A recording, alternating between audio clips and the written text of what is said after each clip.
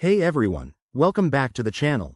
Today, we're tackling a super practical topic: how to withdraw USDT from a watch-only wallet in 2025. If you're into crypto, you know that watch-only wallets are a secure way to monitor your assets without exposing your private keys. But withdrawing from one can feel tricky. Don't worry, I'll walk you through it step by step. First off, let's quickly cover what a watch-only wallet is.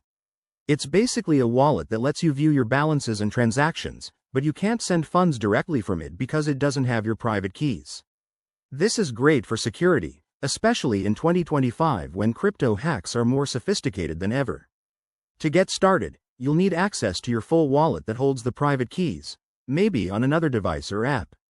Step 1. Open your watch-only wallet and note down the USDT address you want to withdraw from. Make sure it's correct to avoid any mistakes. Next, head over to your full wallet interface.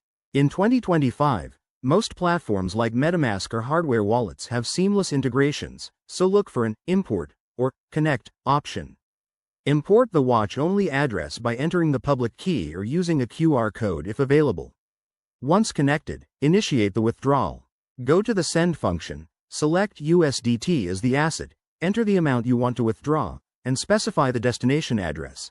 Double-check this to prevent losses. Before confirming, always review the network fees. In 2025, with advanced blockchains, fees might be dynamic based on congestion. Hit send, and wait for the transaction to process. It could take a few minutes to an hour, depending on the network. Finally, verify the transaction on a blockchain explorer to ensure everything went smoothly. Remember, security is key. Use two-factor authentication and never share your private keys. That's it for this guide.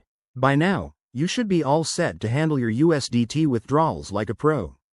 If this helped, smash that like button, subscribe for more crypto tips, and drop a comment below if you have questions. Thanks for watching, and I'll see you in the next video.